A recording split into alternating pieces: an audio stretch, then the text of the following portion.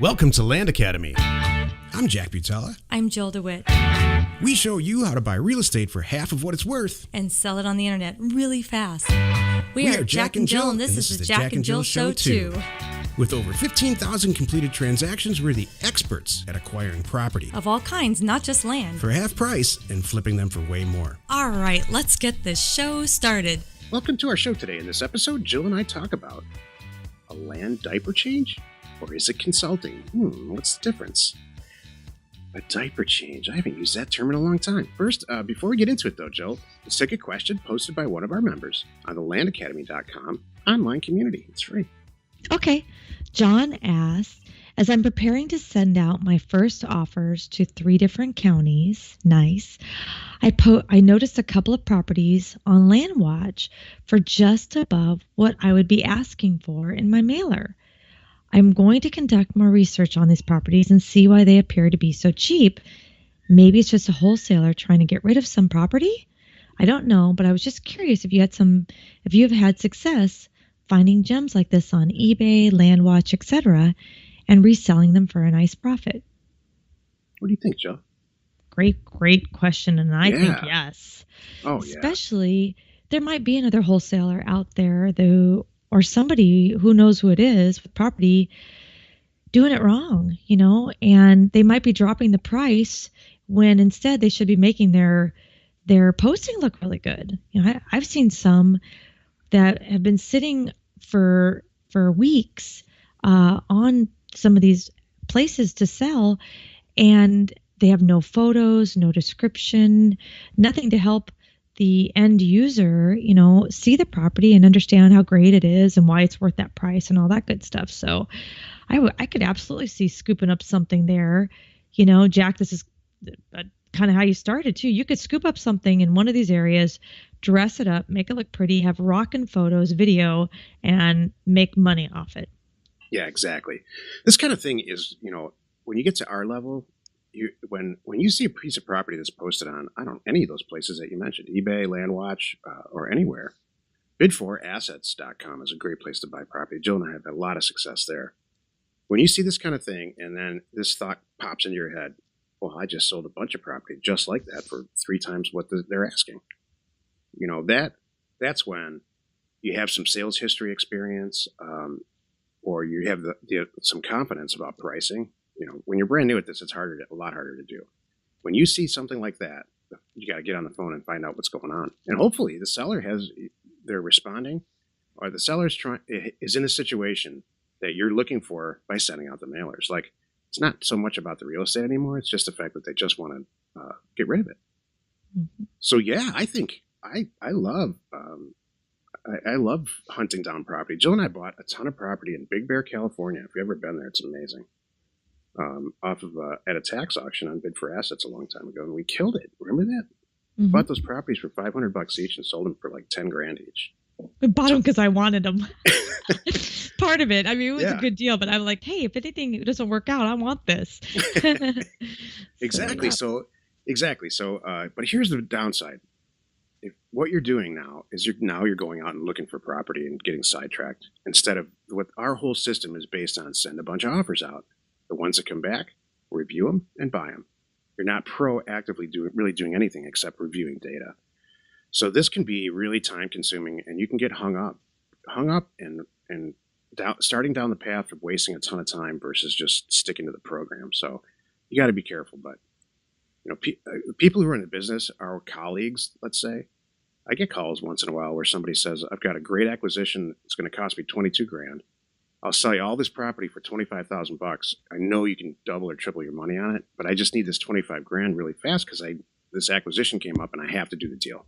I already have it sold. And that's a great situation too. So it's not about the land there either. It's just about the situation. Yeah. So that's, heck yes is the answer to that. Don't you think, Joe? Mm-hmm. Totally.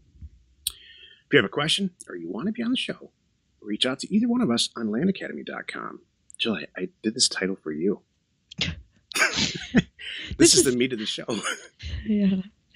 I think I first heard this term when you were referring to a staff member. I hope it might have been me. Here's the title. No, it wasn't.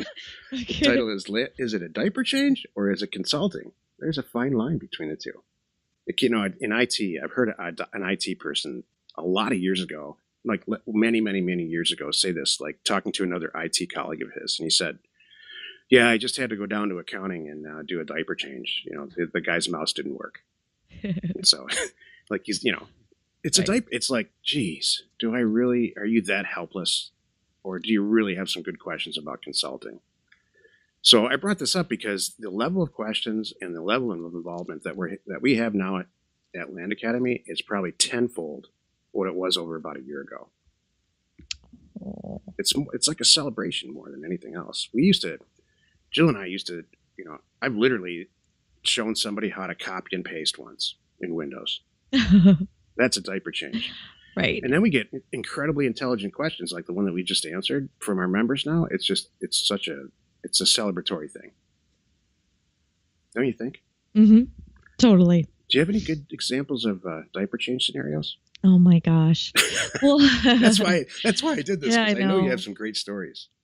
Oh, well, yeah. They're actually I now our staff members get them now and then where people asking it's a little frustrating and I get it. Sometimes people just you just kind of have to send them in the right direction and help them along a little bit. It's just sometimes people don't. Oh gosh, what did I see? I saw the funniest thing on a wall in somebody's office recently, and it said something about do not reach out to me for any questions that you haven't Googled first. Seriously. What? And which is they had it on their wall. I'm like, it's brilliant. It was like an IT person. And it's like, you know what? You're right. I almost want to tell people, Google this before you call anybody. And in our world, like with our members, it's like, please, we have so many resources out there.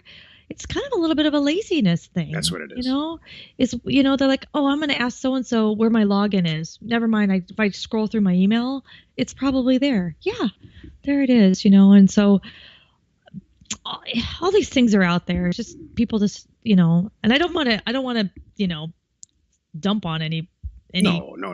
thing. That's not what this is I'm about. not laughing at anybody. No, it's fine. It's just, Exactly. our version, my generation's version is, hey, how do you spell this? Well, go Right. get a dictionary and look it up. Exactly. Getting a dictionary, you had to walk across the room or across the house, and then you had to look it up. The whole thing took 10 minutes. Right. We have the greatest information source in our pockets are all of us right now in Right. our pocket or our purse.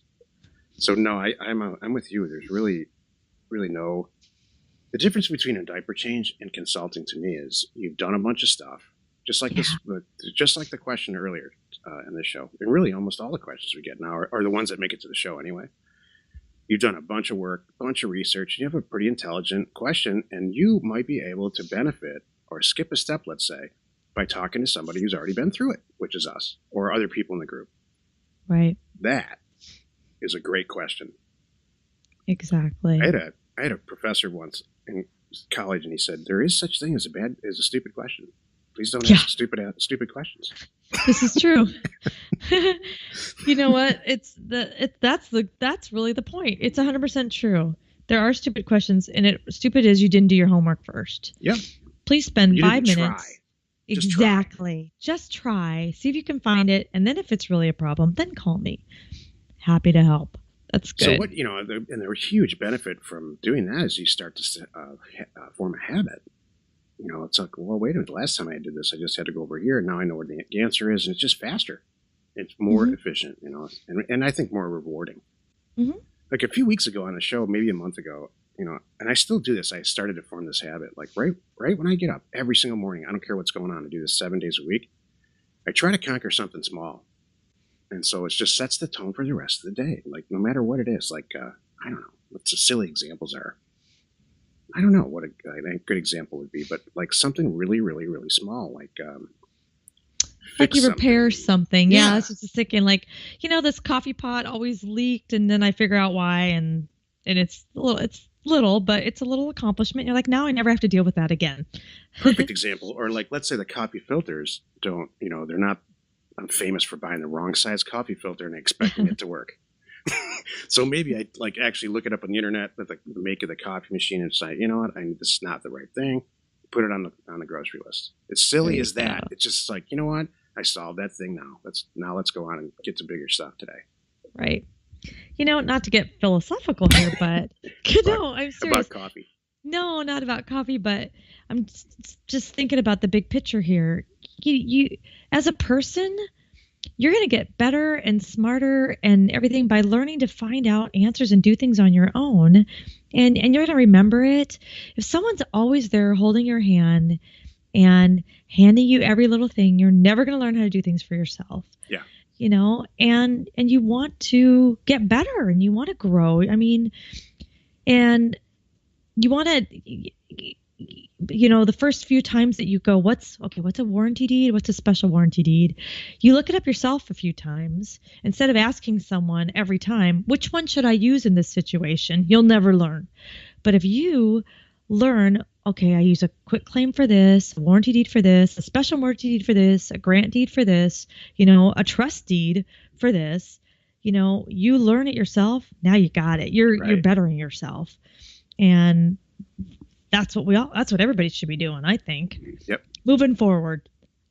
So we have a member that just joined, not too recently, but I had a consultant call with him, and he said, I joined the group because I already picked out a place where I thought this would work. I picked out a geographic location to send offers to owners and buy some property for half of what it's worth. Seriously, literally, just like all the slogans we have. That was all the slogans we have right in one, Jill. Uh-huh. Exactly. So he already picked the place out, and he's like, well, now I just need to learn the mechanics. And so he did, and he sent it all out, and he's killing it.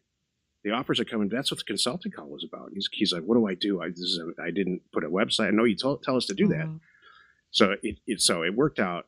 It's working out great for him. So the flip side is that I've had consulting calls with people who there's two or three counties that I use as examples throughout a lot of stuff, all through the program, the CFFL program and other programs, videos and things on YouTube. And then so once in a while, I get a consulting call from somebody who says, I mailed this county out for all the examples that you used. I did it. What they're saying is I didn't get creative at all.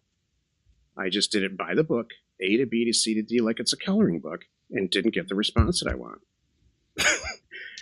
I'm like, you have to bring a little bit of imagination or a little bit of flair, let's say, to this. You can't just mechanically, like you're an interior designer, Jill, or you have a background in that. Mm-hmm. You can't just go A to B to C to D and expect it to work, right? You have to have a little bit of flavor. If you want it to work out the best, yes. You're right. There's steps that you follow. Exactly. Those don't change, but hey, this county, I'm going to look at it this way, and I'm going to look at this type of property, I'm going to look at it that way. And yes, especially when you're posting it. Yeah, exactly. So somebody told me a really long time ago, that if you walk through any given store, let's just use Walmart as an example. There are some products, if you look around, like let's use a turkey in a grocery store. That's even better. So turkeys in grocery stores around the holidays, they are cheaper than cost, right? Right. They know they're losing money on every single sale. I mean, and I don't mean like at the bottom line. I mean more than it costs to buy the thing. It's a loss leader, right? So if you walk around the grocery store, some stuff's got a ton of profit margin in it. Some stuff has no profit margin at all. And some you actually lose money, a loss leader. Land is no different. Some counties, you just knock it out of the park. You've got it figured out. Maybe that's your niche. Some you don't, right? So you can't expect it. You can't expect to try to get a diaper change to have all the answers. You really have to, when you get to a point with this or anything else, I think, where you really could benefit from some serious experience and you've tried it, and not because it failed, because I've never actually gotten a call where it's completely failed, but you just need a little bit of advice. Mm-hmm. And a little bit of consulting is what you need. You don't need your diaper changed. Mm-hmm. I feel bad that term. I did it on purpose. I know. I sure hope that there's not like people out there going, "Shoot, was I a diaper change, or was that a good call?" Just kidding. I will say right now, this group right now that we have, right? There are no longer any diaper change members. I don't recall any diaper change scenarios really in the last. You're way closer to it than I am. But I have not had a consulting call that's been a diaper changed in probably 8 or 10 months, maybe a year. You know what? Sometimes too, my calls that you might think are a diaper change. It's just people not, like you just said, not being creative. I'm just thinking about, God, why is my property not selling? Well, you only put it one place. That's it. Right. You're not reaching people. And that's really not a diaper change. I mean, you could however you want to say it, but I have to just remind them, hey, let's get your property out there to the planet, not just this one little teeny group. So yeah, there's some A to B to C stuff that you can't. You're exact. That's a perfect example of A to B to C. Post it at these, if you're new, post it at these 10 sites or whatever they are. And then, exactly, Jill. It's a great example. Thank you. Join us in another episode where Jack and Jill discuss how to use information, that's me, and inspiration, that's me, to get just about anything you want. We use it every day to buy property for half of what it's worth and sell it immediately. You are not alone in Diaper Change. We've all done it. It's nice. Oh, we have. You have to catch that's how you learn. It's totally. In the beginning, you see what you can get with. It's human nature. Get away with. It's human nature, man. Well, just as lazy. Hey, could somebody up my, like a classic is, remember that woman that we had that, oh my gosh, that employee that lasted a day and a half. Yeah. And she was having trouble with her monitor, and it was because it shut off. And another staff member had to come over and point out, just push this button right here to turn your monitor back on. Yeah. I'm like, oh, no. So that was what I said. This employee is not going to work out. Right. So that's a diaper change. Exactly. That's like, come on, and sheer laziness. What if I try to investigate this for just a second? My monitor's not working. Maybe it's not getting any power. Let's start there. Yeah. So funny. I've got a million examples of diaper change. I just, again, a long time ago, I heard this saying, humans are like electricity.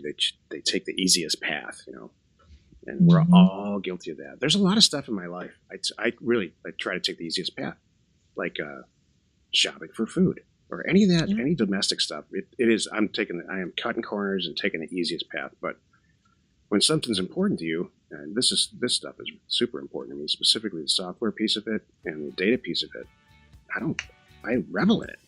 I want to know the answers. I want to get in there and find out, Exactly.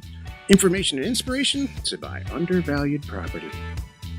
We are Jack and Jill, and this was the Cash Flow from Land Show. We are the experts at acquiring property Of all kinds, not just land. for half price, just so we can flip it for way more. And really fast. Thanks for listening. You are not alone in your real estate ambition.